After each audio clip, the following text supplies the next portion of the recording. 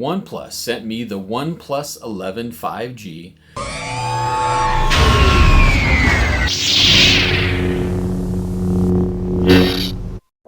Hello everybody, this is Palm Solo, and in the past when I've reviewed smartphones, I usually get maybe a week or so with the phone, or else for Apple's case, I actually buy the phone and then I review it over time.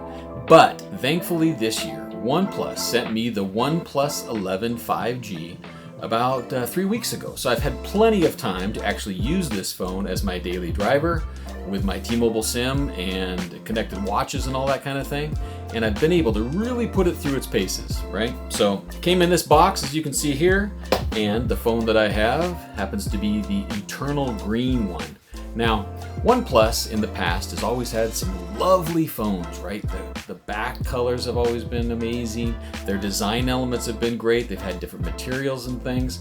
This year we have the Eternal Green one and then a Titan Black one. Now, while I love the color of this Eternal Green, I think it's gorgeous. Everybody that's seen it thinks it's gorgeous.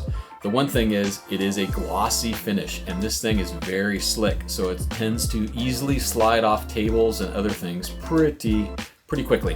Now, the Titan Black one, from what I understand, has a matte finish glass, right? It's that nice finish that I do prefer on phones, but this one is really gorgeous.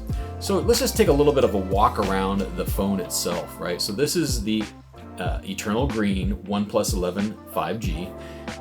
Distinctive thing on the back is this big camera module, and there's 3 cameras in here. There's a 50 megapixel main camera, a 48 megapixel ultra wide camera, and a 32 megapixel portrait tele camera, right? And that telephoto camera is only 2x optical, but it's really focused on the portrait with the Hasselblad branding and the Hasselblad features and stuff in there. The nice thing about this camera module is you can see in some of the pictures that I'll be including in my written post and in this video, there is some elements underneath the glass here, this glass protector, that has a little bit of a sparkle and design and kind of some sheen on it. And the nice thing is, it is flat on these camera modules, unlike the iPhone that has these, and even the Samsung phones that have these stove-top type of cameras that protrude out all over the place and have their own little lens protector and everything. This has a nice glass film over the entire, all camera modules. So it's a nice flat surface. That glass actually helps probably protect those cameras as well. And we have some cool design feature here where there's a stainless steel frame around the camera module. And one thing that really irked people from last year on the OnePlus 10T was the removal of the alert slider, right? We have the 3-way alert slider is back on the OnePlus 11 5G, and that's kind of a signature feature of OnePlus phones.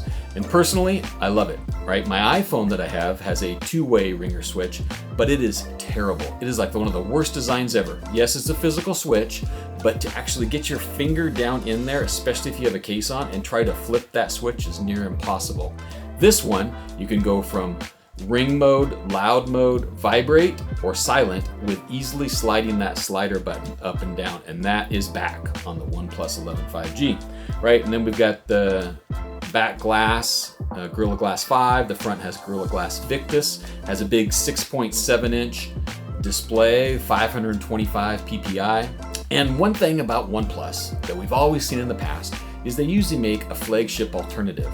The highest specs, right? And this one launches with the very best, right? We have the Qualcomm Snapdragon 8 Gen 2 mobile platform.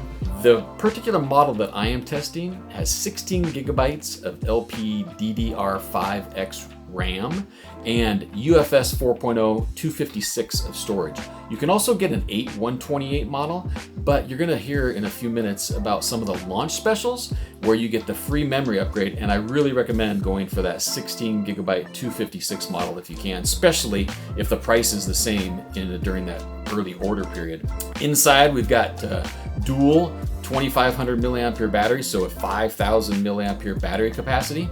Comes with this wired 80-watt charger. Now, one thing that's a little bit different, and I don't know if you'll see it in here, but this is using USB-A, which in the recent launches, we've seen USB-C used all over the place.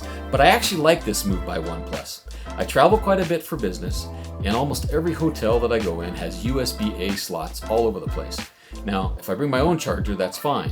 But if I want to use the charger here and on many computers at work that are still using USB-A, I have to find another cable or something like that. Now, you're going to want to take the brick with you anyway, because it is an 80-watt brick, 80-watt charger that's really going to power you through and get you charged up fast. But I kind of like this move back to USB-A for that cable until the world fully adopts USB-C everywhere. Now, with that 80-watt charger, in 17 minutes, you can go from 1% to 65% on this on the battery, and in 27 minutes, you can go all the way to 100%. So back to the specs for a little bit here. Bluetooth 5.3, Wi-Fi 7 are also in here. So it has the latest and the greatest specs as we've seen, has IP64 as well. So that's the hardware, right? Nothing really surprising there. Oh yeah, the speakers are actually stereo speakers and are really good. Now we go to the software. And one thing that's always kind of stood out on the OnePlus devices compared to something like a Samsung is Samsung has usually a lot of duplicate apps for things, you know, 2 photo galleries or whatever. There's a lot of duplicate apps and also some ads and things like that. We see none of that on this, right? This OnePlus is usually a pretty pure experience. It is powered by Oxygen OS, which is one of my favorite elements in Android. And it has some of the cool elements we see in Samsung, where you can slide in, have some shortcuts right there, you know, and it has quick launches. And there actually is quite a few in the settings, primarily, quite a few customizations you can make to this phone to make it even better. But you can also just run it as a fairly pure Android device as well, which some people like. Of course, a lot of the customization comes in the camera and the camera software. And I'll cover that a little bit more in depth in my written Substack article and things. But there's several different elements of modes for capturing photos and stuff, and it does take advantage of the Hasselblad colors and those schemes as well in there. So the OnePlus 11 5G is a flagship Android phone. And you may be saying, well, I'm just going to go get the Samsung S23 Ultra or some other one. One nice thing we see here, right? Google even with the Pixel 7, the Pixel 7 Pro, OnePlus this year is having one model, not to confuse consumer. It's the OnePlus 11 5G. There's no Pro, there's no Ultra, regular, Pro, you know, multiple levels of devices that really can confuse the consumer and isn't really fair because they're trying to create some pricing spectrum. OnePlus went with a single device this year, which I think is a great strategy. I'd like to see even Apple do that more often. With 4 devices now, it's very confusing even to buy an iPhone. So there's one model of the OnePlus 11 5G available, and the starting price for the 128 model is $699. And for this, the 16 gig 256 model is $799. Now, keep an eye on launch specials, because there are launch specials at that $699 price where you're going to be able to get the free memory upgrade, the $100 difference at the launch. So you could get the 16 gig 256 model for $699. Now for a flagship phone with all the features in there, that's a fantastic price, right? Your iPhone, you're going to pay $300-400 more. The S23 Ultra, we don't have the price yet. It's likely $1,000, $1,099, $1,199 for the different memory configurations. You can save a lot going with the OnePlus. I've been using it now, as I said, for 3 weeks. What I'm seeing in comparison to some of my other phones, the scrolling seems faster on the display than even the Pixel 7 Pro. Fantastic cellular reception, which OnePlus has always been known for. All of my data testing and things have shown that yes, this is leading in getting you a connection in low signal areas. You're going to get a connection with the OnePlus 11 5G. I don't have anything really bad to say about this, except for it's very slick and I need to find a case. There was no cases sent for review. Cases, we're going to keep an eye on Amazon and things like that, just to kind of make me hold on to it a little bit easier. I do love the form factor. It does have that curved display, but it's easy to hold on to. The OnePlus 11 5G. Thanks everybody for watching, and I hope you enjoy this phone. May the mobile force be with you.